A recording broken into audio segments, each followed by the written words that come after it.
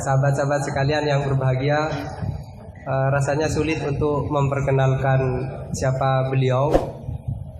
Satu, karena beliau memang sudah terkenal. Saya selalu bersyukur kepada Allah Subhanahu wa Ta'ala yang telah menciptakan YouTube, yang memungkinkan orang-orang yang tidak dilirik TV bisa masuk ke sana, sehingga kita bisa mengambil banyak manfaat dan ilmu dari beliau. Ya, beliau sangat terkenal sekali ya kalau di YouTube.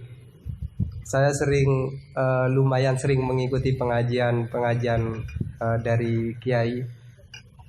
Cuma kalau boleh kritik langsung kritik aja ya Kiai. Jangan terlalu banyak jawanya.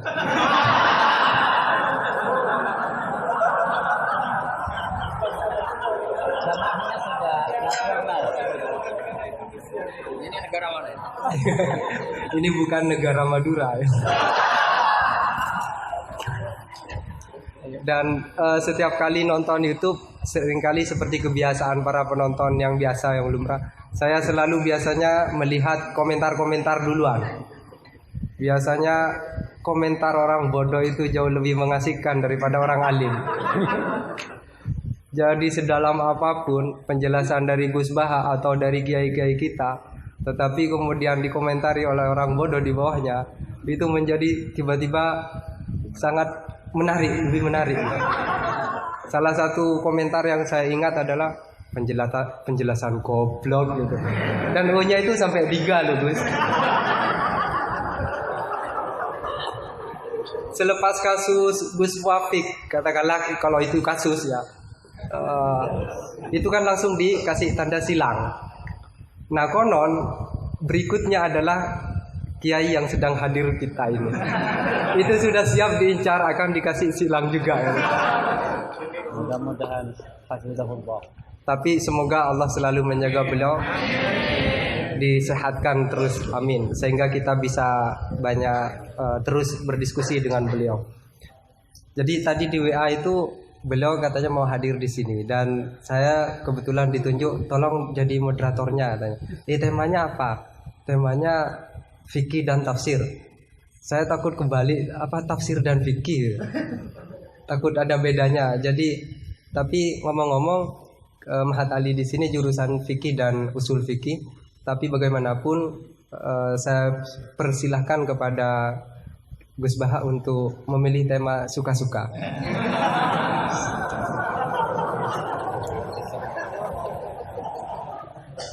Kepada beliau kami haturkan waktu juga suka-suka, tapi tidak boleh lebih dari 1 jam. Assalamualaikum warahmatullahi wabarakatuh. Rabbi zidni ilma warzuqni fahma amin ya rabbal alamin. Allahumma shalli wa sallim ala sayyidina Maulana Muhammadin wa ala alihi wa sahbihi asma'in amma ba'du. Ini para pengatur kiai yang semoga dimaafkan Allah. Karena ngatur kiai itu dosa gitu. Jadi kalau senang kiai itu wajib, tapi kalau ngatur kiai itu dosa. Jadi semoga ini dimaafkan sama Allah.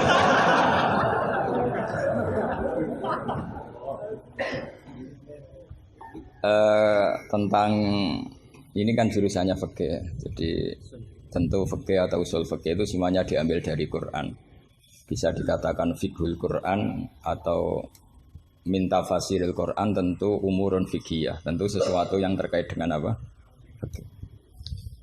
Semua orang mufassir itu pasti menguasai fikih. Saya itu bisa tafsir seperti ini itu ya barokahnya. Saya itu setengah hafal i'anah. Kalau kamu kan setengah hafal takrib aja enggak. Ini pengasuhnya ini yang siapa ini, yang Pak siapa ini? Pak Khairuddin. Namanya aja sudah salah itu, Khairuddin. Api-api agomo. Jadi kalau kamu mangkel sama Khairuddin, bocah kok nakal gitu. Itu kalau diterjemah api-api agomo kok nakal gitu. Jadi ya sudahlah, memang kekacauan itu khasnya dunia ini, jadi ya biasa aja. Begini saya beri contoh yang ekstrim ya. Jadi cara memahami Quran atau fikih itu kalau ingin paham serius itu cari sisi ekstrimnya. Itu pasti nanti kamu akan mau tidak mau. Misalnya bayangkan kenapa harus pintar mengemudi. Bayangkan kalau tidak pintar itu kecelakaan. Fikih juga gitu. Kalau kita tidak tahu fikih itu bayangkan paling ekstrim, yaitu tidak dapat ridhonya Allah Subhanahu wa taala. Nah, kenapa demikian? Karena hadan nabiyyu, ini nabi adalah musyarri' atau yang punya otoritas syariat. Sehingga dengan logika itu kalau kita punya kaifiyatul ibadah, cara beribadah sing tukhalifu manhajar rasul, ya yang beda dengan apa? Manhajnya rasul, itu pasti masalah besar. Karena kita berarti musyarri' baru. Maka kritik terhadap kias, ini tak anggap mahatali semua. Kritik terhadap kias itu apa? Potensi sebagai apa? Musyarri'. Tapi kritik pada faham zahiri ini tak anggap mahatali betulan, karena yang mimpin sudah Khairuddin. Api-api aku. Kacau ini.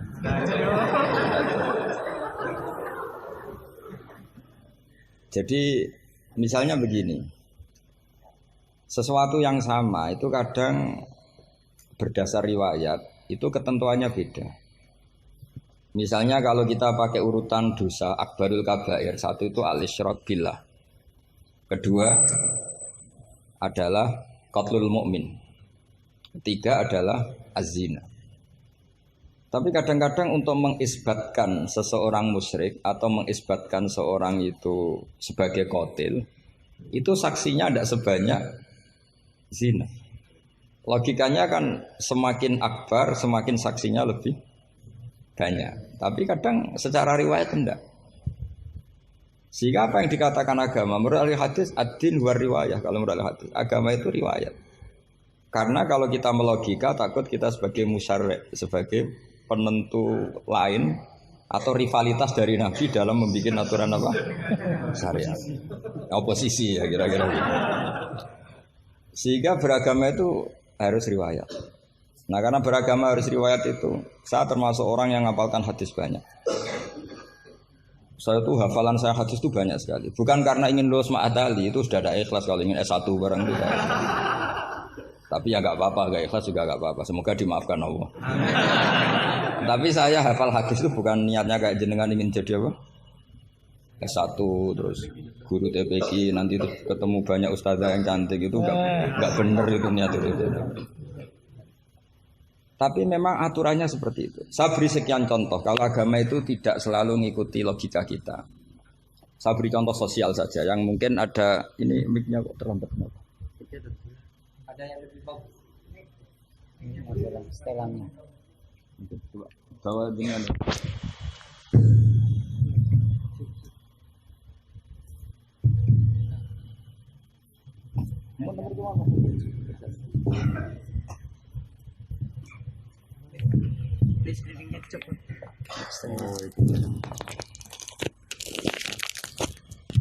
Amin Gus.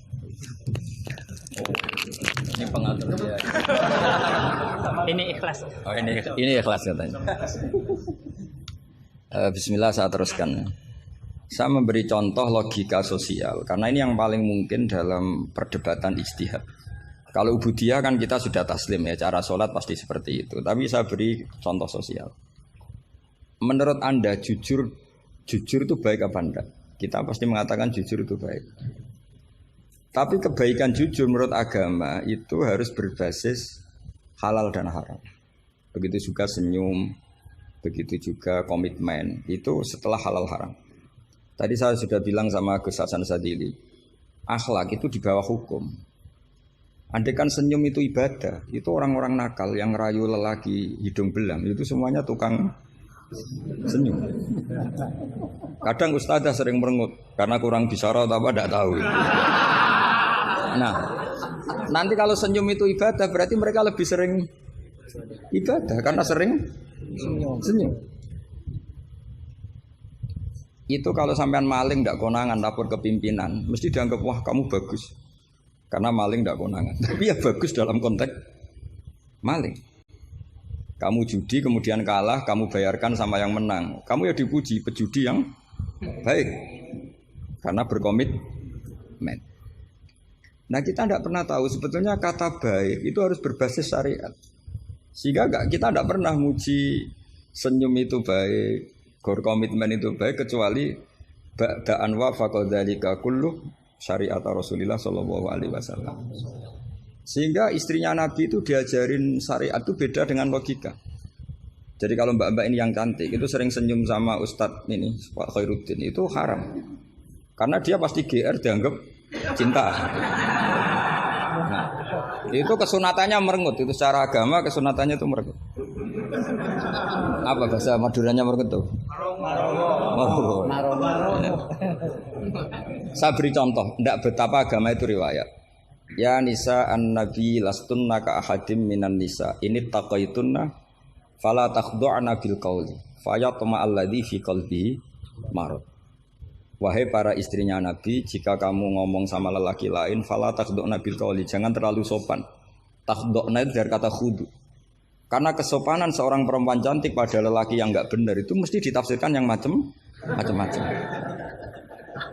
Jadi kalau mbak-mbak cantik bilang, monggo Pak Ustadz Khairuddin mampir ke saya. Wah pikirannya, meskipun Ustadz itu mesti pikirannya kemana-mana. Padahal tujuannya mbak-mbak itu mau tanya bab istikhadah. Tapi ini mesti enggak Khairuddin lagi pasti. Sudah agak-agak Saruddin. Sudah otomatis.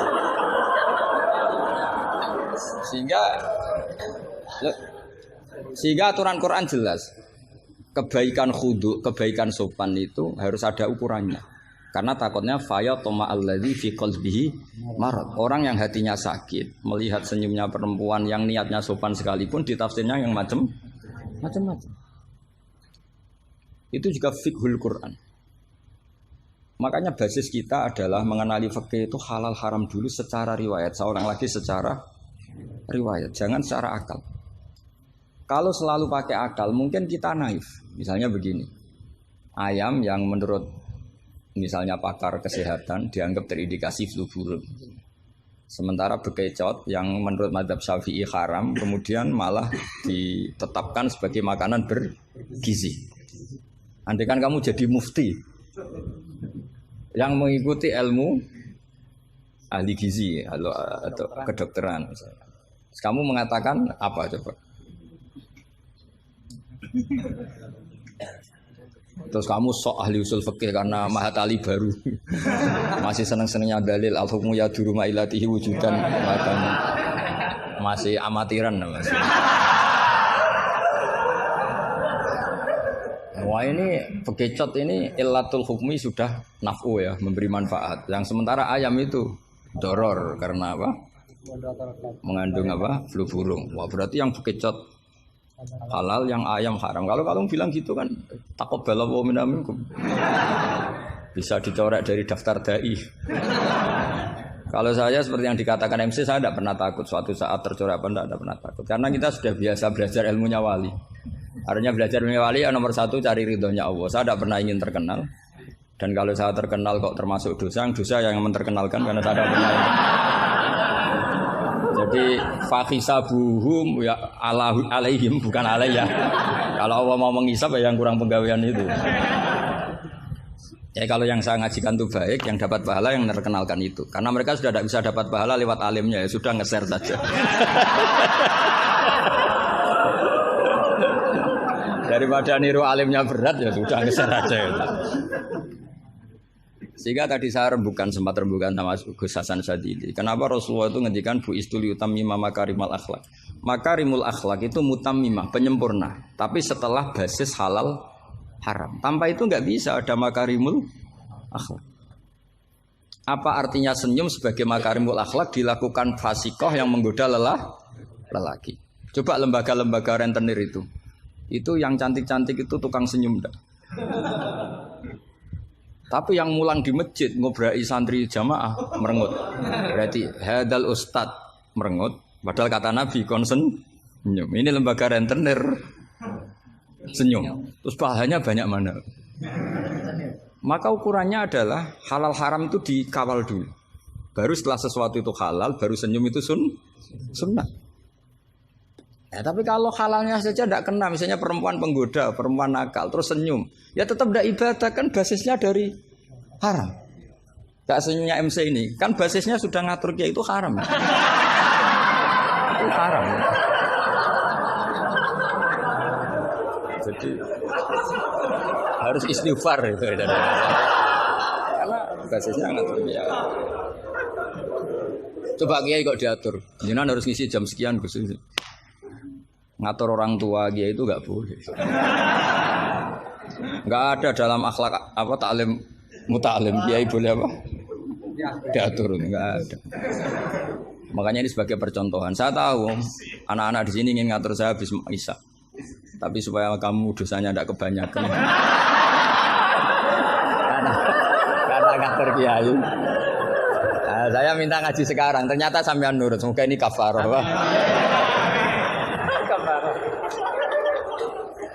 Tidak rileks saja karena khasnya ngaji santri itu rileks. Mulai dulu lama kalau ngajar tuh ya rileks. Saya masih ingat jawabannya Mbah Mun. Aku itu sering dikritik orang. Kata Mbah Mun, saya sering dikritik orang kalau ngaji itu guyon. Kamu tahu kan Syekhina Kiai Mbah Mun kalau ngaji kan sering guyon.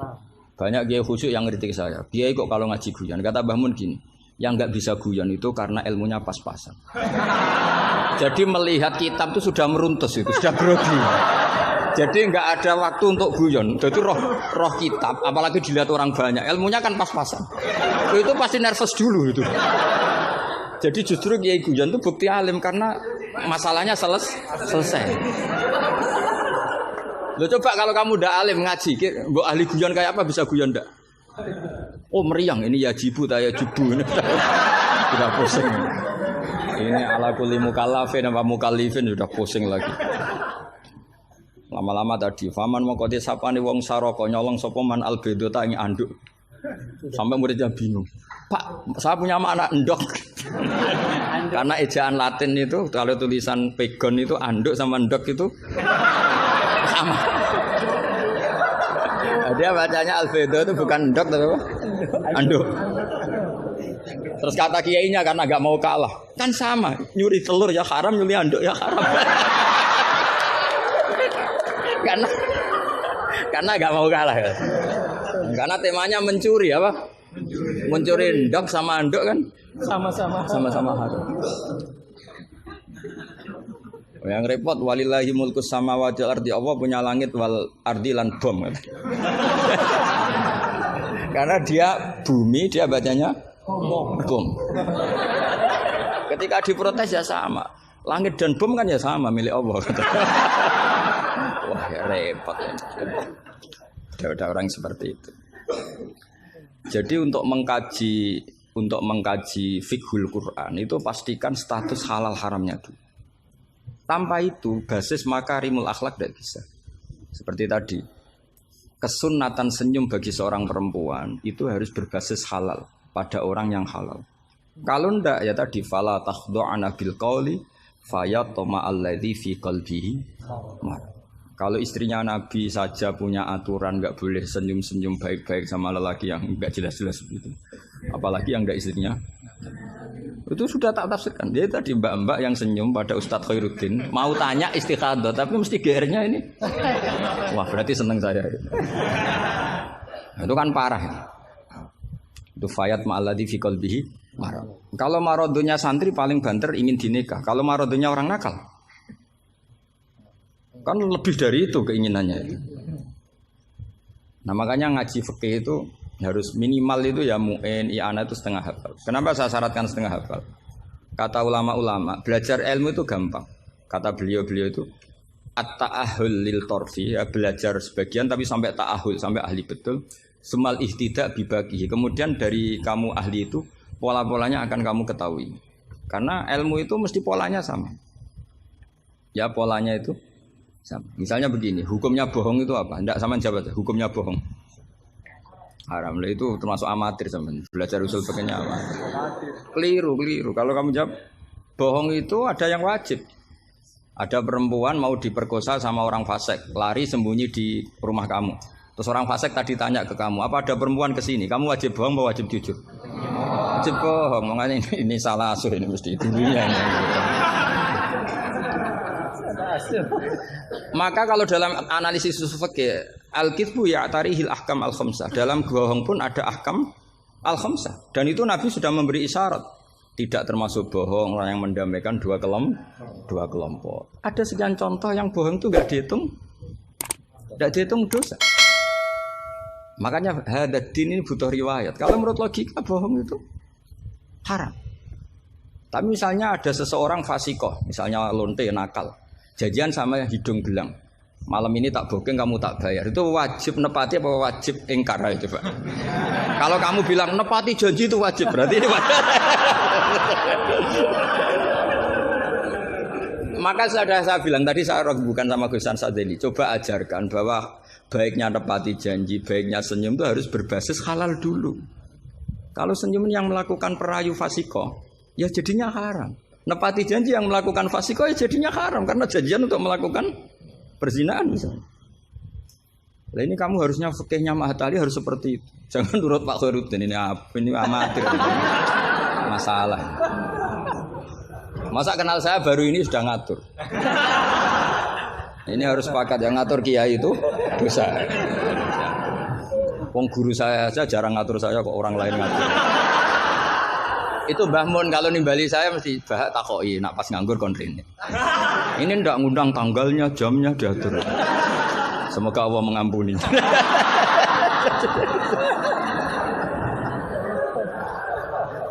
Ndak supaya Anda sadar bahwa di balik aturan-aturan prosedur juga aturan etika bainal ulama. Oke, aturan prosedur saya harus ngisi jam sekian. Itu aturan prosedur. Tapi aturan prosedur ini tidak mengalahkan hukum taklim mutaklim. Makanya semoga ngerubah jadwal ini bagian dari kafaroh ya. Amin. Saya teruskan ya. Jadi fikih itu harus Anda itu harus setengah hafal. Ya minimal takrib muin. Nah, barokahnya setengah hafal ini kamu punya basis.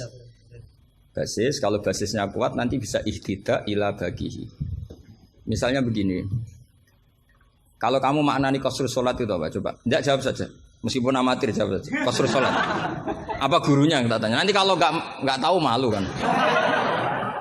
Ya kalau murid enggak benar kan pantas. Meskipun nanti enggak benar saya nyalakan gurunya juga.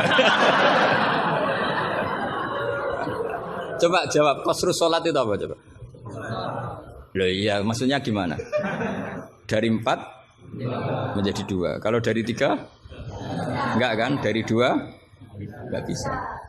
Itu pengetahuan standar ya. Pengetahuan standar. Amatir masalah. Tapi cukup lah. Cukup untuk ngelamar anak Pak Kaji itu sudah. Tapi sebetulnya ada qasrus salat yang makna lain, yaitu minal wujub ila tarkil wujub, atau minal haram menjadi tidak haram, atau minal ibtal atau mubtilat menjadi tidak mubtilat. Karena ayat itu turun ketika perang. Wa idza darabtum fil ardi falaysa 'alaikum junahun an taqsuru minas shalat. Itu ulama tafsir itu ijma, dan ini Anda pasti tidak tahu. Karena gurunya aja belum tahu ini. Itu sebetulnya ayat itu bukan turun tentang rubaiyah menjadi sunaiyah, tapi tentang hamlud dam fi sholat itu enggak boleh. Tapi gara-gara perang menjadi boleh. Bergerak salah suharokatin mutawaliyatin normalnya enggak boleh, gara-gara perang menjadi boleh. Maka di situ maknanya qasrus sholat adalah minal wujub menjadi tidak wujub, minal ibtal menjadi tidak ibtal. Tapi kan kita kan dari dulu belajarnya amatiran gini. Jadi ya sudah qasrus sholat pokoknya papat jadi 2. Itu sudah pinter, sudah pinter. Makanya di antara terusannya ayat itu kamu harus membawa pedang. Karena padahal membawa pedang ini kadang mulat toh bidam, pedang ini penuh dengan darah. Jadi antak suruh minas sholat tentu makna pokoknya seperti tadi 4 menjadi 2. Tapi ada makna yang justru dibawa oleh sejarah ayat itu sendiri, yaitu normalnya orang sholat tidak bawa darah tapi ditoleransi saat perang. Enggak boleh gerak, ditoleransi saat perang. Misalnya sholat, istiqbalul qiblat wajib enggak? Wajib, tapi fi syiddatil khaufi wajib enggak? Enggak. Nah, itu ya qasrus salat namanya. Jadi qasru maknanya mencendak, memperpendek dari syarat misalnya 100 atau 10 menjadi tinggal 4. Jadi qasru itu misalnya syara itu sihati salat 10 gara-gara syiddatul khauf menjadi 4. La minas asroh ilal arba'ah ini juga qasru. Paham tak ya? Enggak, kalau ilmu yang kelas tinggi nerangkan ustadznya. Nanti muridnya tanya ustadz. Jadi artinya apa? Kamu bisa memahami gitu tuh kalau mutabakhir bil arabiyah, karena dari awal maknane qasru itu nyendak. Nyendak itu bisa tadi dari syarat 10 menjadi 4. Itu juga qasr. Coba dalam sholat sidatil khaufi yang dikurting berapa coba? Yang didiskon. Bisa gerak lebih dari 3 kali. Boleh hamlun najasah yaitu hamlut dam. Boleh tidak istiqbalul kiblat. Bahkan mungkin boleh ngomong dengan kadar yang penting untuk keselamatan orang Islam. Misalnya ada orang Abu Jahal mau bunuh Ustaz Khairuddin. Kan bahaya bagi agama ini. Kalau Khairuddinnya meninggal. Terus kamu bilang, ya Ustaz. Memperingatkan dia supaya tidak dibunuh. Nah, kalam seperti ini juga tidak membatalkan sholat. Karena tidak dianggap ajnabi. Meskipun ini sangat mufhim, bukan sekedar karena beberapa kalimat. Nah seperti ini itu namanya juga qasr sholat.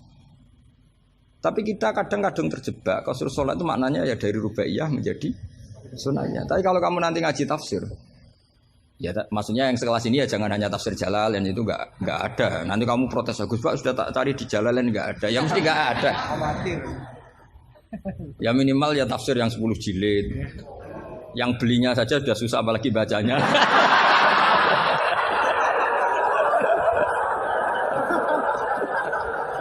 Ya kan yang belinya aja sudah susah apalagi bacanya. Tapi kan sekarang ada. Nah, kalau pakai Maktabah Syamilah itu kitab bakhil itu namanya. Orang kok gak mau modal itu. Beli HP 3 juta mau, pas mau beli kitab hanya pakai Maktabah Syamilah. Itu berapa harganya? 20.000. Itu kriminal menurut saya itu. Untuk calon ulama itu masalah. Karena kalau tradisinya ulama kan baca kitab, ditakriri, dibandingkan, terus dimuqabalah. Karena kalau kutubus Maktabah Syamilah mau kamu takriri gimana? Apalagi nyuwun sewu kalau ada tahrif atau apa kita ada ikut tanggung. Saya itu punya kitab Ihya itu kalau enggak 5-6 dari beberapa percetakan yang beda. Karena takut kadang tahrif. Apa? Tahrif itu potensinya begini. Makanya saya sarankan kalau Anda ingin mengkaji tafsir itu minimal i'anah itu setengah hafal. Karena dari hafal, kenapa saya milih i'anah? Karena qoribu ahdin bina, dekat sekali dengan kita. Misalnya sanad saya, misalnya saya Mbah Mun, Mbah Karim, Mbah Hashim pernah ngaji Syekh Mahfud Termas ngaji Sayyid Abi Bakar Sato Sohibul i'anah. Kalau saya sanad dari keluarga saya, malah mbah saya kandung, itu pernah ketemu sama Sayyid Abi Bakar Sato, pernah ngaji. Kalau sanad guru memang saya harus muter sampai 5. Di sebelah kiri juga sama. Mbahnya istri saya namanya Mbah Murtado sama mbahnya Mas Kamil itu pernah ngaji Sayyid Abi Bakar Sato. Sama saya tak cerita. Misalnya begini, ada kitab itu membuang la, dengarin ya, membuang la. Itu kalau Anda yang hanya belajar di Mahatali seperti ini, mungkin buang la itu aneh karena la itu kata inti, tidak itu kan kata inti. Tapi di orang Arab buang la itu biasa. Jika tafsir Jalalain selalu mengatakan la uqsimu bihadzal balad, la uqsimu biyaumil qiyamah, la zaidatun, la difonis ya zaid. Wong la itu maknanya tidak kok dikatakan zaidah. Karena memang dalam muhawaratul Arab atau muhadatsatul Arab, mereka bilang la wawa. Orang Arab itu kalau bilang wawa itu enggak marem kalau tidak dimuqaddimai la wawa. Sehingga la difonis zaidah. Tapi problem dikatakan zaidah begini, apa betul iya? Karena kebalikannya juga ada. La itu ada tapi di lafaz tidak ada. Maksudnya di lafaz tidak tertera. Misalnya wa'alal ladzina yutiqunahu fidyatun ta'amu miskin. Coba kalau kamu maknani tanpa la. Orang yang mampu puasa pun enggak maknani tanpa la. Makanya tadi mukadimah saya kan kalau ingin belajar ilmu cari sisi ekstrimnya. Misalnya kalau kamu kangkang itu jelek, bayangkan kalau untuk cah jelek, tahu-tahu anak kamu jelek banget gitu. Itu kan cari sisi ekstrimnya. Itu kan tahu-tahu anak kamu nyesal punya bapak dan ibu kamu. Karena sebagai pesek keriting, bojomu ya pesek keriting, terus anakmu kayak orang Afrika. Nak lanang rapo terus wedok. Itu kan kamu ikut dosa. Karena membuat generasi yang enggak laku rabi gara-gara salah. Ikut dosa. Makanya sebetulnya kalau nuruti logika cawe wedok untuk calon lanang elek agak sunat karena nolong merubah. Agak sunat sebenarnya. Tapi bisa saja cowoknya ini yang haram karena memperburuk. Karena biasanya kalau yang sahabatnya besar itu yang jadi. Karena yang wedok cantik, yang lanang jelek kan yang semangat yang lanang. Biasanya anaknya mirip bapaknya. Nah, itu masalah kan enggak. Itu kalau menurut di fikih itu logika, tapi fikih kan nggak logika juga apa? Riwayat. Saya teruskan ya. Kalau Anda tahu di fikih yang boleh fidyah itu kan az-zamin orang yang lumpuh atau as-syekh. As-syekh sing marot sing la yurja buruhu. Saya ulang lagi, kalau kita ngelotok fikih yang boleh bayar fidyah itu siapa? Orang yang sudah lumpuh atau syekh orang tua yang nggak mungkin sembuh lagi, maka dia dianggap nggak mampu puasa diganti fidyah. Karena ada kepastian fikih demikian sehingga ketika kita baca ayat wa 'alal ladzina yutiqunahu tetap kita baca la yutiqunahu. Kenapa kita tahu itu? Karena basis fikih kita cukup. Meskipun tidak ada la tapi basis kita mengarah ke la. Berarti yang menentukan kamu alim itu basis fikih apa basis lughat? Basis fikih. Kebetulan secara lughat disahkan. Apa bukti disahkan secara lughat? Ada kalimat biasa yang tidak ahkam syariah tapi buang la. Tawahi tafta'u tazkuru Yusuf la tafta'u tazkuru Yusuf. Ketika Nabi Yakub sampai setengah buta, kata anak-anaknya, "Sudahlah bah, kamu itu terlalu selalu ingat Yusuf." Tawahi tafta'u la tafta'u artinya ada membuang la di dialog-dialog biasa. Kalau dalam dialog biasa bisa dibuang, maka dalam hukum juga bisa dibuang kayak wa 'alal ladzina yutiqunahu fidyatun ta'am miskin. La yutiquna. Ada lagi contoh yang mesti membuang la. Ini mujma'alah pasti. Maksudnya secara makna pasti mujma'alah. Mungkin ada yang mengkaji fikul Quran. Ada ayat di bab kalalah itu yastaftuna qulillahu yuftikum fil kalalah ini mruun halaka laisa lahu waladu wa lahu ukhtun falaha nisuma tarok sampai seterusnya terus ditutup apa yubayyinu wallahu lakum an tadillu. Coba maknani tampal la. Oh sesat semua. Cara sekretaris tadi sudah di X semua. Coba kalau maknani tambah lah. Yubayinu nerangaken sapa Allah memberi penjelasan antandilu supaya kamu sesat. Betapa bodohnya kita. Itu jelas menyimpan la dan mujma'alah enggak mungkin kamu maknani tambah la. Karena kalau tambah la maknanya Allah memberi penjelasan agar kamu sesat. Itu mbok guru paling goblok pun tidak akan segoblok itu gitu. Akhirnya tafsir Jalalain ya urun, biasanya urun itu urun rembung, an sama ta terus dikasih la ya, biasanya tafsir Jalalain kan gitu. An terus dipotong ditambahi la. La ini di luar kurung karena enggak Quran, yang dalam kurung Qurannya terus la itu urunnya Imam Suyuti atau tafsir Jalalain. Pasti maknanya musma'aleh membuang la. Nah, kalau ada yang tidak membuang la pasti punya solusi lain yang maknanya sama. Misalnya gini. Kalau kamu belajar nahwu, saya ulang lagi, kalau kamu belajar nahwu alfiyah lah. Saya tuh alfiyah juga sarahnya itu setengah hafal karena saya butuh paham. Ya, butuh paham. Kamu milih mana buang la sama buang mudhof? Populer mana di nahwu? Ulama nahwu ada yang milih lebih populer buang mudhof. Misalnya was'alil qaryah was'al ahlal qaryah. Ya, misalnya gitu. Nah makanya ulama daripada buang la itu gak pati lughatun ma'rufah, gak pati begitu dikenal, milih buang mudhof. Artinya terus bilang gini, yubayyinu wa lakum karahiyata antadillu. Allah memberi penjelasan karena Allah tidak suka kalau kamu sesat. Terus karahiyah dibuang. Nah ini kan urusan makna, urusan pilihan lughat, tapi semuanya sepakat maknanya harus seperti itu. Tapi ada yang milih buang la, ada yang milih buang mudhof. Lah kira-kira secara rasa nahwu kamu milih mana coba? Wong kowe ram lagi saiki kok milih. Tapi tetap kita tahu, enggak mungkin yang dimaksud Allah memberi penjelasan agar kamu sesat.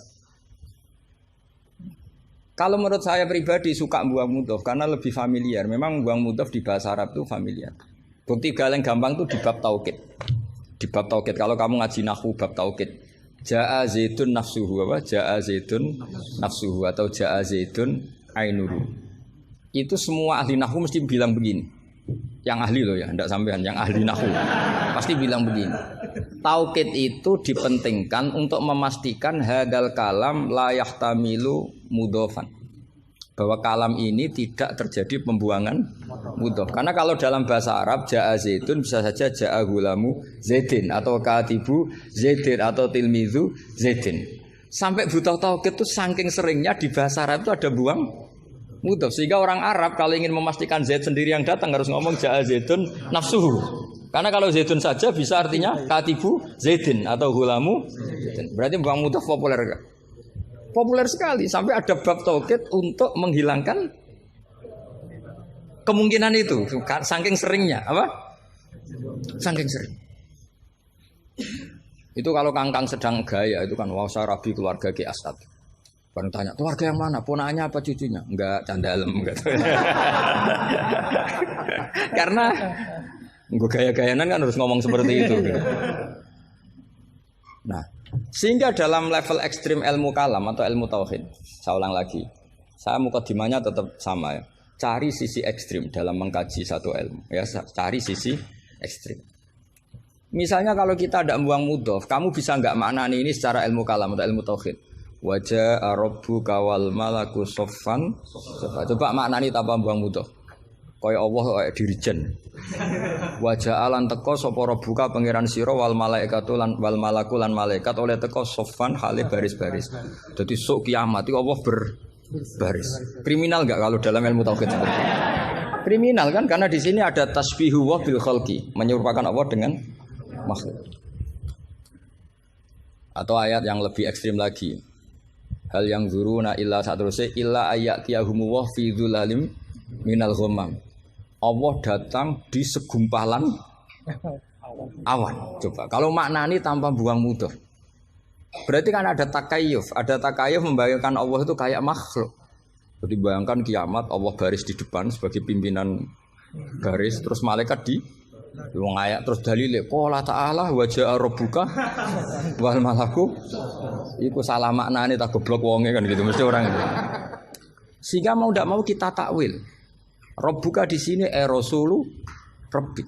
Sama lihat di tafsir-tafsir ahli sunnah wal jamaah. Rabbuka rasulu rabbik atau amru rabbik. Saat itu datang perintah Tuhanmu yang mengharuskan para malaikat berbaris. Bukan Rabbuka dengan arti zat. Karena Allah sebagai zat la yahullu fi makanin. Allah wajib mukhalafatul lil hawadits. Nah, kalau Mahat Ali mau mengkaji fikih itu juga harus mengkaji lughat. Saya itu mengkaji kitab usul fikih banyak, Lubul Usul, Jamul Jawami. Itu di separuh akhir pasti tentang lau itu kayak apa, inna kayak apa, ka'anna, ya Mbak. Nah orang kebangetan berarti khatam aja. Karena nggak bisa kita mengkaji usul fikih tanpa tahu aturan-aturan lughat karena ilmu itu didapatkan dari Quran dan Quran adalah wa innahu latanzilu rabbil alamin nazala bihir ruhul amin ala qalbika litakuna minal munzirin bilisanin arabi mubin. Jadi hadal Quran al-lisanul arabi. Kamu enggak tahu lughat enggak bisa. Makanya pernah ada khotib amatir, ya tentu khotib ini amatir. Kalau ketemu saya pasti tak PHK ya.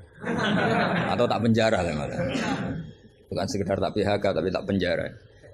Itu ada khotib amatir mendalil ketika khutbah.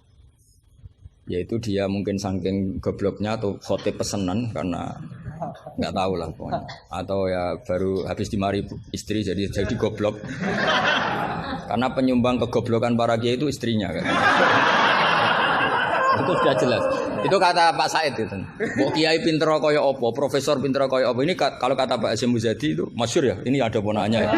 Banyak profesor yang menjadi goblok karena apa? Istrinya. Jadi sudah belajar teori macam-macam pas mau ke kampus dibentak istrinya. Itu sudah di kampus blank. Hilang gitu. Kiai juga gitu, ilmu sudah disiapkan mau dibentak sudah tuntas. Itu saya punya cerita dari bapak. Dulu para kiai itu pernah ngaji di dalam di rumah. Bareng kiai itu biasanya kalau pas latihan kiai itu rezekinya kan belum lancar. Karena ya biasalah diuji sama Allah. Dia agak-agak miskin atau ya miskin betul memang. Nah, itu istrinya kan marah-marah.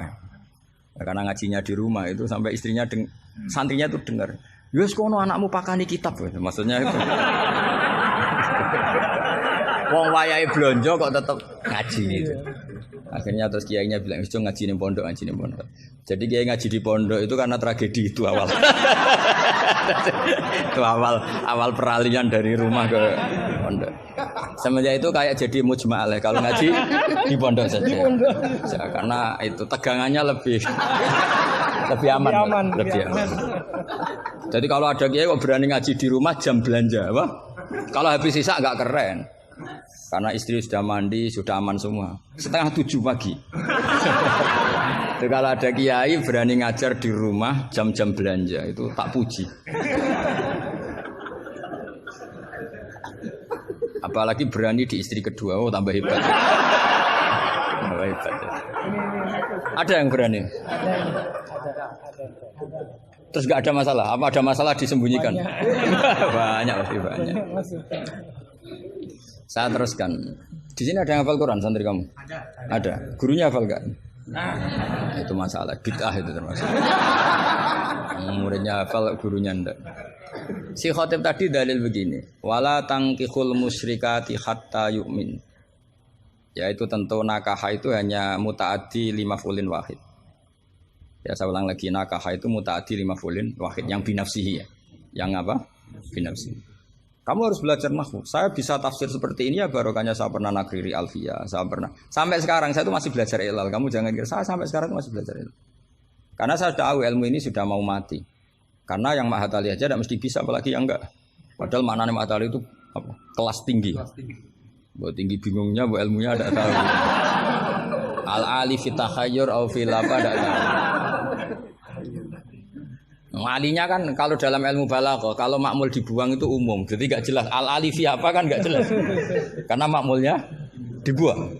Jadi ini bukan saya gojlok, memang secara ilmu balaghah gitu. Kalau makmul dibuang itu umum. Jadi harusnya sampean tanya, Pak, ini ali apanya, Pak? Ali ilmunya apa ali? Karena tadi kadang santri itu enggak berani boyong. Saya pernah punya cerita unik dari Mbah Mun. Kiai itu latihan, jadi kiai itu latihan. Kata Mbah Mun gini, saya itu pernah husnudzon sama santri yang kalau perainan itu tidak pulang. Itu Mbah Mun anyaran kiai itu dipuji, wong perainan kok tidak pulang, berarti capek, sergep itu. Tapi Mbah Mun itu betapa kecewanya ketika santri itu dipanggil, "Cung, perainan kok tidak pulang kenapa?" Nah ning omah kan ngarit, Mbah.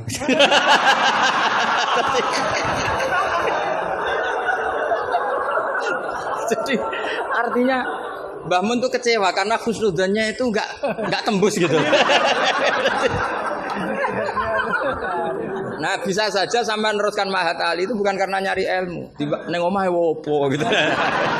Jadi husnudzon itu ya kalau keterusan itu ya jadi goblok gitu. Saya enggak tahu, coba niat kamu Mahat Ali itu nyari ilmu apa daripada di rumah enggak jelas. Enggak usah dijawab itu sudah juga. Sudah dijawab. Ya wala tangkihul musyrikati hatta yu'min. Terus wala amatum mu'minatun khairum min musyrikati walau ajabatkum. Karena depannya wala tangkihu, berarti maknanya kan gini.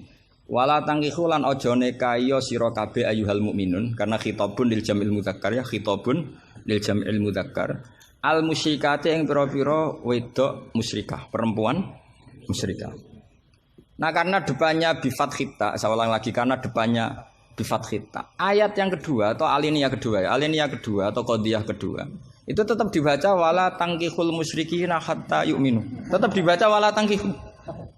Itu sehingga orang Arabia enggak hafal Quran tapi dia malakah bil Arabia. Saya ulang lagi dia ada ahli Quran tapi malakah bil Arabia karena dia dzauqus salim, al-urbul khulsu, dia orang Arab asli yang belum tercampuri oleh mu'arrab, oleh Arab-Arab palsu.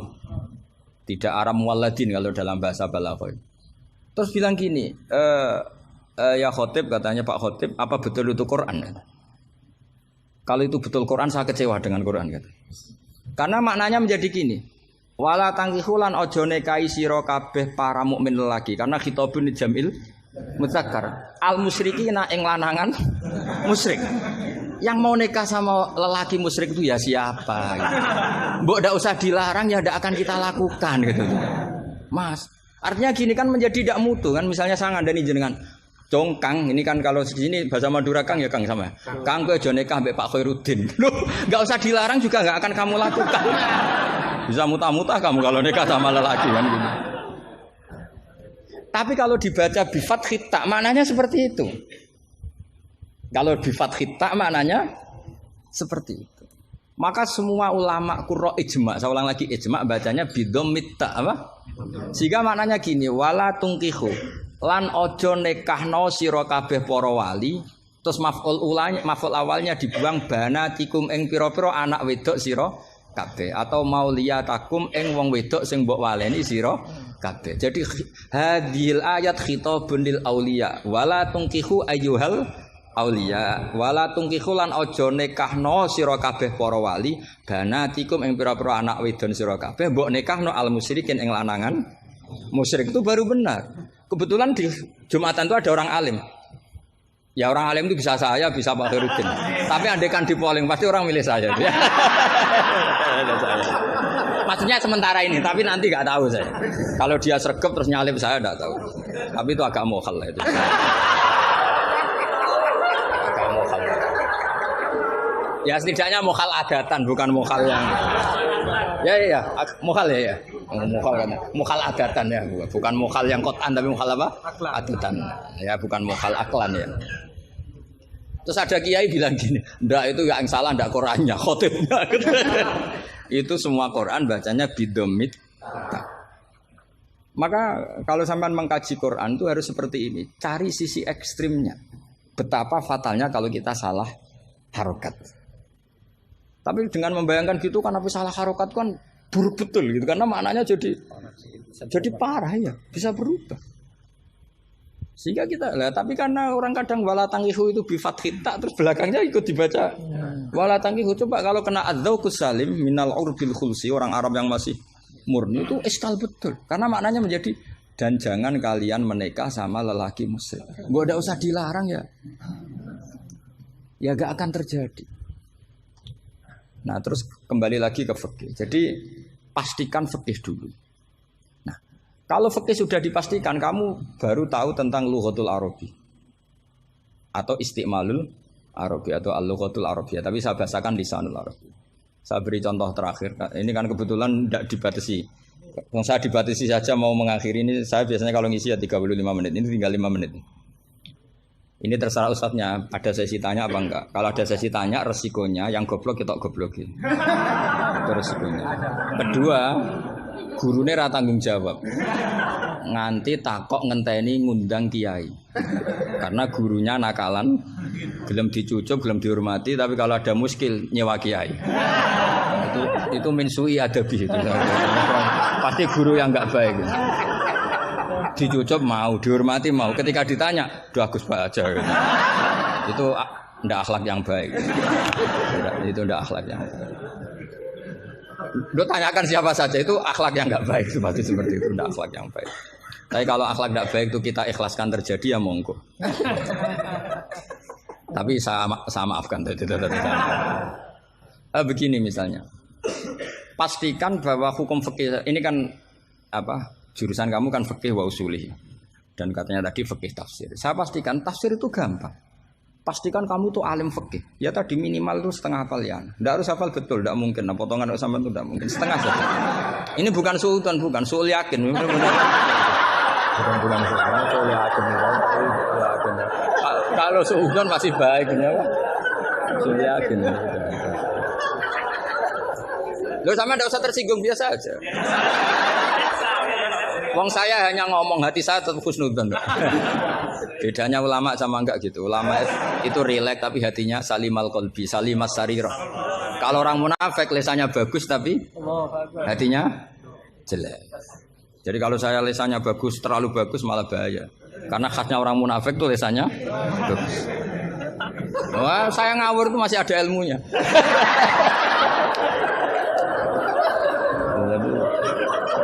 Saya ngawur sama kamu tidak ngawur itu masih benar saya ngawur. Karena ngawur pun ada apa? Ada ilmu. Itu dulu Rasulullah itu kalau sedang sumpek itu yang sekelilingnya nyari sahabat yang setengah ngawur-ngawur itu. Karena Abu Bakar itu terlalu sopan untuk bisa bikin Rasulullah tertawa. Umar ya gitu. Makanya ketika Rasulullah sumpek itu hazin itu kelihatan suya karena yang dipikir banyak tentu Rasulullah termasuk mikir sampean. Ngleban swarga sampean yo angel. Karena kuota amalnya ndak cukup. Sampai Rasulullah nangis-nangis minta hak syafa. Kalau Nabi mikir diri sendiri sudah selesai mulai dulu. Langsung masuk surga di depan. Yang agak ribet kan karena mikir nyafaati sampean-sampean itu. Kalau nyafaati saya agak ribet karena orang hafal Quran sudah dapat porsi sudah. Jadi sudah enggak mati ribet. Yang ribet ini coba sampean atas nama apa coba? Kalau Habib Husain kan atas nama cucunya. Kalau Ustadz Khairuddin atas nama ustadznya. Kalau Mbak atas nama kaum lemah. Kalau sampean coba. Coba atas nama apa tuh? Mustadafin ya, sudah diikutkan partai lemah aja ya.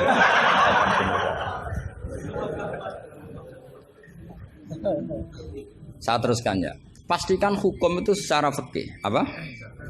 Kalau secara fikih kamu sudah hafal, nanti menakwil Quran, takwil itu bisa maknanya tafsir, bisa maknanya tahmil. Nanti saya jelaskan. Itu pasti gampang. Misalnya begini. Muharramatun nikah itu ada berapa coba? Kan ada 7 yang bin nasab. Ya muharramat itu kan ada 3 sebenarnya. Muharramat bin nasab jumlahnya berapa? 7. Ada muharramat birodok jumlahnya juga 7. Ada muharramat bil musoharoh karena bisanan. Ya karena apa? Terus yang terakhir ada haram min haisul jam'u tapi tidak min haisun nikah. Ya haram min haisul jam'u tapi tidak haram min haisun nikah. Kayak kamu nikah mbaknya otomatis nggak boleh nikahi adiknya selagi masih sah dengan mbaknya. Makanya nunggu mbaknya mati jadi urusannya. Itu kalau mbaknya mati betul nggak tahu saya itu. Semoga nggak karena apa-apa takdir. Tapi kalau adiknya cantik, mbaknya jelek kok mati dulu. Itu kasat reserse bisa nyelidiki itu. Ya itu ya kita pastikan begitu dulu. Ya itu pastikan. Sehingga kamu hafal muharramat bin nasab kalau menurut bahasa Arab itu ada 7. Yaitu siapa? Ummahatukum hurimat alaikum ummahatukum wa banatukum wa akhwatukum wa ammatukum wa kholatukum wa banatul akhi. Jadi kalau orang Arab bilang itu 7, tapi kalau orang Jawa cukup 4, apa? 4 karena orang Jawa hanya ngitung ibu, putri, saudara, bule hanya 4. Karena orang Jawa bule dari bapak atau ibu namanya juga bule. Kalau orang Arab bilang dari bapak ammah, dari ibu khola, maka menjadi 5. Orang Jawa hanya bilang keponakan, apa? Keponakan. Orang Arab bilang banatul akhi, banatul ukhti. Jadi kalau orang Jawa bilang lebih simpel karena ammah sama ya karena sama ammah sama khola dihitung 1 ya kan? Bule, ponakan dihitung 1. Sementara di Arab dihitung 2. Terus rodok, terus tadi musoharo. Terus min haisul jam'u. Kita ketika ngaji taktib, jam'u itu diteruskan. Tidak sah menjam'u baina mahromaini. Tidak diresaksikan bainal ukhtaini, tapi baina mahromaini. Tidak boleh menikahi perempuan yang ada hubungan mahram. Pengandaiannya gimana? Imro'atani sing lau furidot ikhdahuma dzakaron tidak boleh nikah. Jadi yang dikatakan 2 mahram apa? 2 perempuan yang andekan salah satunya lelaki tetap haram nikah. Berarti misalnya apa? Mbak sama adik, andekan salah satu lelaki kan nggak boleh nikah. Keponakan sama bule, andekan sang satu lelaki kan nggak boleh nikah. Perempuan dengan mbahnya, andekan salah satu lelaki kan nggak boleh nikah. Nah, tapi Quran hanya ngendikan wa antasma'u bainal ukhtaini illa ma qad salaf. Tidak boleh mengumpulkan 2 saudara. Andekan Anda terjebak tekstualistik, maka Anda hanya mengharamkan jam'u bainal ukhtain. Dan itu bahaya betul secara fikih, kriminal besar. Karena kamu berarti menghalalkan orang menikahi perempuan berbarengan dengan bulenya. Kadang kan bulenya juga masih cantik. Ya, atau misalnya yang kamu nikahi umur 17, 18, bulenya umur 30. Terus cantik bulenya. Terus bulenya sekalian gitu.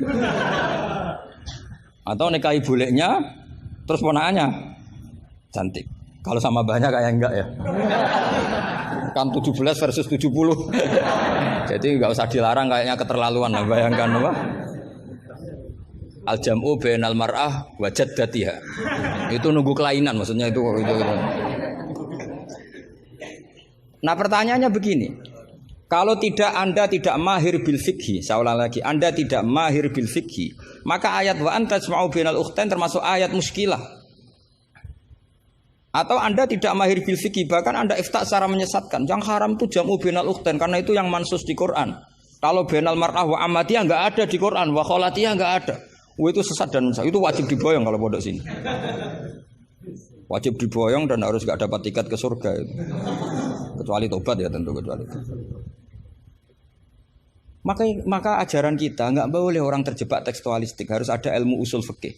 Nah, barokahnya kamu hafal fikih tadi, maka ayat wa antasma'u bainal ukhtain kamu fikih ini min itlaqil ba'di wa iradatil kul. Jadi ketika Allah mengatakan ukhtain adalah melafatkan ba'dun min afrodil muharramat tapi wa iradatil kul. Jadi ukhtan bukan dengan makna dua bersaudara tapi fardun min afrodil jam'i bainal muharraman. Dong ya. Ya sudah. Jadi coba artinya kamu bisa maknani itu karena kemahiran dalam fikih sehingga tidak terjebak bainal ukhtan. Makanya zaman Nabi Sugeng itu sudah menambahkan wala bainal mar'ati wa ammatiha wala bainal mar'ati wa khalatiha. Tapi Nabi memang enggak menambahkan wajadatiha. Karena Nabi tadi itu tahu lah kalau itu hanya orang nggak waras yang bayangkan. Kan nggak usah dilarang juga pasti orang nggak akan melakukan itu lah. Kan misalnya yang kamu nikah kan rata-rata umur 20, mbahnya umur berapa coba? Ya sudah 70 kan. Nggak usah dilarang juga agak kebayang kan. Ya nunggu nggak waras dulu kalau sampai kepikiran nikah ibahnya juga itu. Jangan mukallaf ini katanya.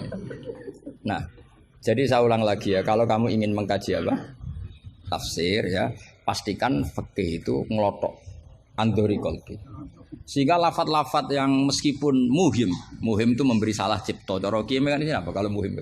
Kiye Jawa maknane muhimun, lafat sing maringi salah cipta. Lafat yang zahirnya itu memberi salah paham. Muhim itu dulu. Ya kayak tadi loh, wa antas ma'um bainal ukhtain kan hadil ayat tuhimu seakan-akan yang haram itu hanya jam'u bainal ukhtain. Itu apa kalau bahasa Madura? Apa? Itu bahasa Indonesia, enggak bahasa. Itu bangsa Indonesia, ada bangsa Madura yang menurut bangsa Madura itu. Kalau tadi makna bangsa Indonesia bukan. Pokoknya seperti itu. Jadi kepastian, makanya menurut saya tradisi guru-guru kita ya mulai Mbah As'ad, mulai sekarang ada Gus Azaim, mulai dulu ada semuanya lah, ada Gus Fawaid. Tradisi guru kita ini sudah benar. Orang itu enggak boleh belajar tafsir Jalalain sebelum belajar mabadi fikih, pesolatan, sulam taufik, sulam safinah. Sekarang itu termasuk minal fitan besar, termasuk fitnah besar sekarang. Orang belum belajar apa-apa langsung belajar tafsir. Saya ini kecelok ahli tafsir, tapi belum pernah saya baca tafsir secara masif. Saya tiap ngajar tafsir pasti ngajar fikih. Saya sampai sekarang masih ngajar Muhadzab, ngajar Fathul Wahab. Bahkan kitab terkecil fikih pun saya ajarkan, yaitu Sulam Taufik. Saya ngaji tafsir hanya 2 minggu sekali. Itu pun saya mesti ngomong fikih. Karena takut tadi. Takut orang-orang itu hanya ngomong tafsir, tidak ngomong apa? Fikih. Itu termasuk ngaji khasah tafsir itu mesti ngomong fikih. Bahkan Pak Quraisyihab, Profesor Quraisyihab mengagumi saya dari segi saya selalu ngomong fikih. Karena tadi gak kebayang tafsir ini kalau gak dikawal fikih. Coba misalnya kalau wa antas ma'u bainal ukhtain, terus kamu secara lama bilang oh ini jelas Allah hanya mengharamkan bainal ukhtain, kalau boleh kan ya masih cantik. Waduh. Itu kalau saya jadi kiainya saya langsung sujud sama Allah, ya Allah jangan kasih tiket surga, bukan sekedar tak boyong. Kalau tak boyong masih bagus. Tapi kalau kita ngelotok fikih, secara fikih sudah angzori kolpin pasti tahu. Hadil ayat ini cara balaghah min itlaqil ba'di wa iradatil kul. Jadi ketika Allah menyebut bainal ukhtain mewakili makna bainal mahramin. Apa? Bainal mahramin. Itu kan sama seperti Nabi ketika tawaf cung yo ning Hajar Aswad. Manane ya semua Ka'bah. Ora kok kowe mau bengi Hajar apa? Hajar Aswad. Itu biasa dalam bahasa Arab seperti itu. Sama seperti Nabi, orang baik adalah yang memegangi anak yatim, ngelus-ngelus kepala anak yatim. Kayak ngelus-ngelus tok bisa wong akeh. Maksudnya ngelus-ngelus itu bukti tarohum apa? Sayang. Lah sayang itu dibuktikan dengan memberi kebutuhannya. Jadi ngelus-ngelus itu ya sambil ngasih 50.000 atau ngelus-ngelus tok ya repot. Iki kiai aneh cah yatim dikumpul kok. Dilus-lus tok karena hadisnya mau masyru' sil yatim. Ya ada seperti itu. Masru wa ibaratun anit tarahum. Wa tarahum ya ummu min ayakuna infaqan aw ghairu infaq. Ya harus seperti itu mau ndak mau. Kan makanya terus di pondok-pondok diajarkan balaghah. Kalau enggak diajarkan balaghah repot. Coba kalau kamu enggak ngaji balaghah. Ayat ini maknanya arah kamu masuk neraka, tak jamin masuk neraka. Nanti tak pesankan Imam siapa? Malaikat Malik ya, bagian ngurusin neraka. Suruh mendaftar di depan gitu kan. Coba kamu maknani tanpa balaghah. Yukhadi'una wa huwa khadi'uhum coba. Yukhadi'una bodoni sapa wong akeh Allah ing apa. Wa huwa lan utai Allah yukhadi'u bodoni mereka ya coba. Wah, tadi mereka menipu Allah apa balas? Kan kacau kan. seperti itu ulama balaghah sepakat ini mimbabil musyakalah apa mimbabil musyakalah karena mereka menipu Allah maka musyakalahnya dikatakan wahwa khadihum tapi dengan makna yang berbeda. Jadi maknanya wahwa Allah khadihum yang membalas tipuan mereka. Padahal kata membalas itu udah ada di situ. Tapi kalau kamu maknani khadihum dan Allah menipu mereka berarti kamu nyifati Allah sebagai itu kafir berat itu. Bukan kafir ringan itu. Nah makanya kalau kamu mau belajar balaghah cari sesi ekstrimnya. Betapa bahayanya kalau tidak belajar balaghah maka wahwa khadihum kamu akan salah makna. Juga begitu juga di wa antas mau benal. Jadi kembali ke depan bahwa kita kalau mau mengkaji ilmu itu cari sisi ekstrimnya. Supaya kamu tahu betapa bahayanya kalau tidak menguasai ilmu itu. Pasti apa fasuilu fa'afto biwiri ilmin fadallu. Waduh. Ya sekian. Assalamualaikum warahmatullahi wabarakatuh.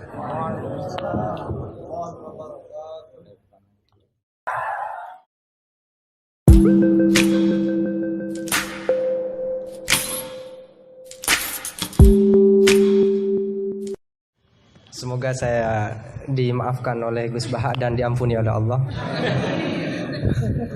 bahwa saya telah mengatur beliau karena betapapun kata beliau aturan prosedural ya harus tetap di bawah taklimu taklim. Tapi karena saya bukan moderator amatir ya.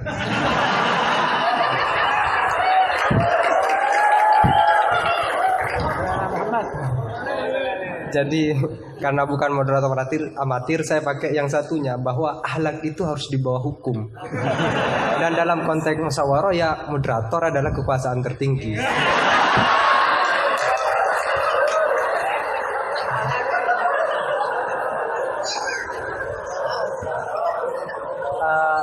Tapi sekedar nambah cerita itu Gus, di Madura ada seorang yang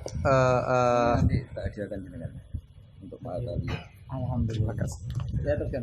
Ada orang Madura sudah haji sebelum nyampe di rumahnya dia pesan ke tetangganya yang kebetulan waktu itu sudah mondok, tolong aku dibuatin semacam banner yang ada ayat atau hadisnya tetapi jangan yang sudah ekstrim lah, aku suka yang ekstrim. Jangan misalnya al-hajjul mabrur laisa jazaohu ilal jannah, itu aku tahu sudah. Terus jangan juga walillahi 'alan nasi hijjul baiti. Itu jangan. Sudah sering. Aku carikan ayat atau hadis yang tidak populer. Akhirnya santrinya itu mikir, buka Al-Qur'an dengan pemahaman yang ekstrim, akhirnya langsung dia temukan ayat dan itu dipajang besar-besar di pintu gerbang. Ayatnya adalah Aman hajjal baita awi tamaro fala junaha. Maka tidak ada dosa. Nah ini termasuk salah satu memahami ayat Al-Quran yang ekstrim. Gobloknya yang ekstrim. Dibuka dialog. Baik, silakan dua pertanyaan, dua penanya ya. Gus Husain, Putri juga ada, silakan kalau ada. Ya satu putra satu putri. Kalau putri gak ada, tidak apa-apa. Ya Husain, bukan milih santri putri. Silakan Ustaz Herudin, siapa Ustaz? Ustaz Asror. Ya saya persilakan dulu dari Ustaz Asror dulu. Enggak, Ustaz dulu biar takzim, biar saya tahu.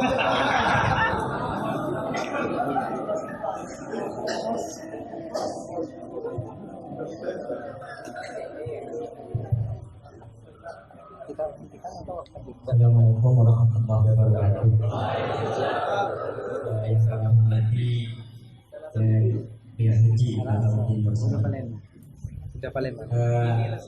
Saya termasuk muhibin beliau. Saya sering mengikuti kajian-kajian jenengan di YouTube. Saya pernah dengar begini. Jadi ketika beliau mengutip di Syajaratul Ma'arif, waktu beliau mengisi di Dirboyo kalau tidak keliru, kemudian saya langsung cari PDF-nya Syajaratul Ma'arif karena memang selain sulit bacanya, juga sulit bacanya.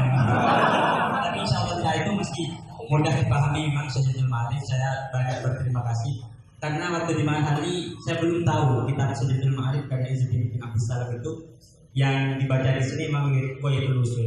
Sehingga ketika pindah ke Syajaratul Ma'arif tidak terlalu sulit seperti memahami Lubul Usul memang.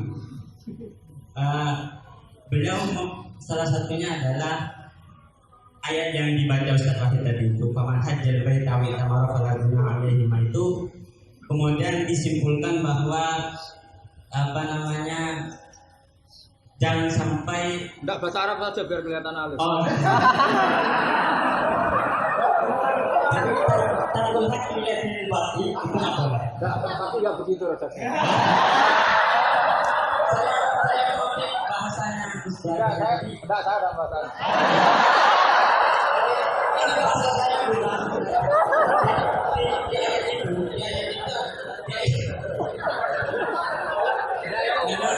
Kalau di depan Ustaz itu semua kalimat jadi luntur.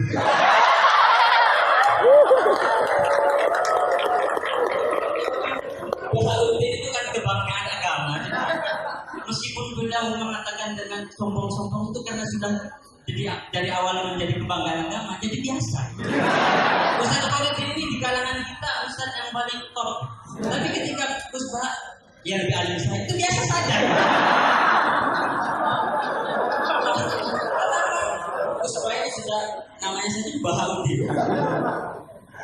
Di ayat tadi itu wala junaha alaikum dan diceritakan di situ memang dulu ada patung-patung begitu sehingga disimpulkan oleh ulama bahwa tarkul hakli lihatin batin itu tidak apa-apa. Apa namanya? Tak boleh. Jadi tarkul hakli lihatin batin tak boleh. Saya ini jadi penonton. Yang ingin saya tanyakan begini Gus. Dalam kitab Fajuri yang sering dikaji teman-teman Maharani, isi Al-Quran itu kan cuma 9. Oh. Iya, isi Al-Quran kalau disebutkan kan cuma 9. Mulai dari yang halal, haram, kemudian qisas, kemudian tanzir, tausyir dan ada 9. Saya lupa itu disihirkan oleh Syekh Al-Bajuri disihirkan. Saya tadi cari lagi. Enggak, aku mau bisa. Tapi itu ada nanti saya di bab head nanti saya persilahkan ke teman-teman di bab head itu di bajunya ada siiran tentang isi Al-Quran cuma ada 9. Sehingga bagi beliau kan karena sudah ada halal haram dan begitu, itu ketika ada al-qisah bil Quran dijadikan hukum seperti tadi itu menjadi suatu yang sepertinya kurang seperti ini lagi cerita tentang Nabi Ayub. Nabi Ayub itu oleh Allah khud biyadika tentang fadrib bihi wala tahnas. Enggak khud liru itu. Wa khud biyadika tentang fadrib bihi wala tahnas. Ayat ini kalau di Rawaiul Bayan itu menjadi dasar kebolehan hilah. Dalam fikih Quran buang satu huruf enggak boleh. boleh Gus, boleh. Ini contohnya. Enggak iktibas ini karena. Ndak iktibas. Oke. Wala ya'talul fadli minkum ayyutu itu membuang Wala tadi apa? Wala ya'talul fadli minkum wasa'ati ayyutu ulil qurba wal masakin wal Bukan buang tuh tatmin. Kalau kamu tadi buang waktu. Motifnya nggak tepat. Beda ya? Beda katanya beda. Jadi saya menjadi tidak ada apa-apanya. Tapi itu saya lagi pertanyaan saja biar Iya. tidak tambah dibully saya. Saya di sini dibully. Pertanyaan saya begini. Yang pertama.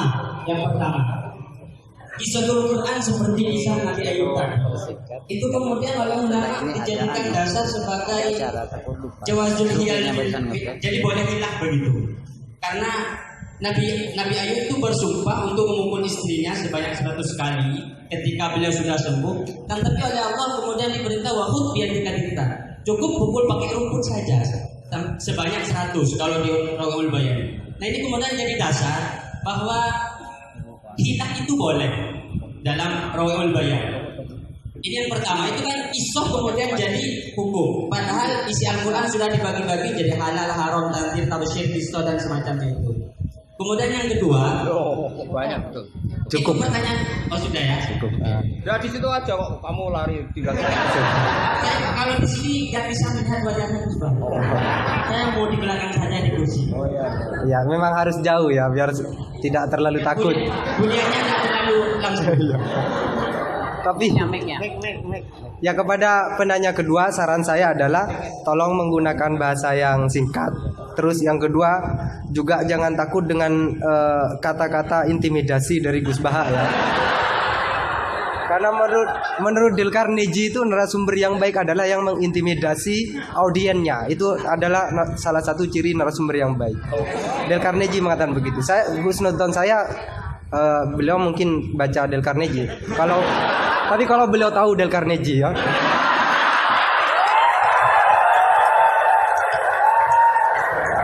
Ya, silakan Saudara Husen.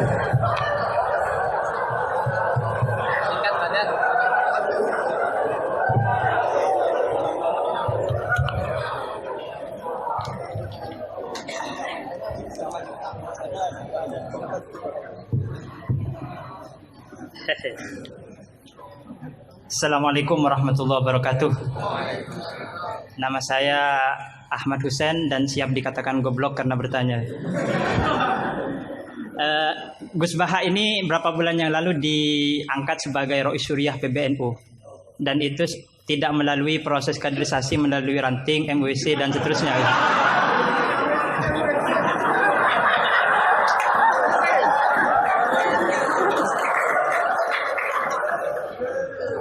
Padahal Ustadz Khairuddin ini di sini paling alim, tapi beliau masih jadi MWC gitu.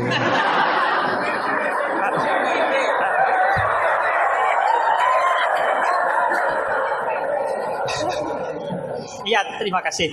Nah, itu berangkat dari Gus Baha sebagai Rois Syuriah. Saya ingin bertanya tentang ke-NU-an yang telah dirumuskan oleh Ki Hadratus Syekh Hasyim Asy'ari. Karena beliau kalau misalnya nanti tidak bisa menjawab berarti diragukan ke Rois Syuriahnya. Oke. Di dalam risalah atau konun asasi Jam'iyah Nahdlatul Ulama disebutkan bahwa secara keagamaan NU menggunakan sistem bermazhab atau mazhub. Serius ini Gus. Yang pertama dalam akidah, terus fikih dan tasawuf. Nah, dalam fikih misalnya NU menganut Abu Hanifah, terus Malik bin Anas, Muhammad bin Idris Asy-Syafi'i yang lahir tahun 154.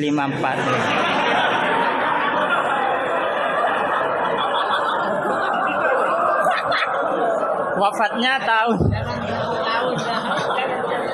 tahun 205. Akhirnya berapa? 154. Mungkin kitab saya ditahrif itu Gus.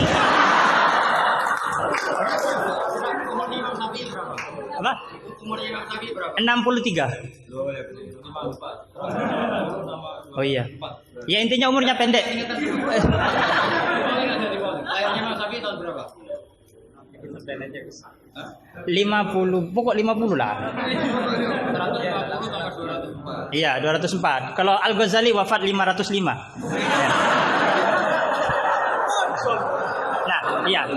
Iya, pertanyaannya gini, Gus. Pertanyaannya gini, bahwa sistem bermadhab NU itu yang pertama adalah Al-Quran, As-Sunnah, Ijma' dan Qiyas.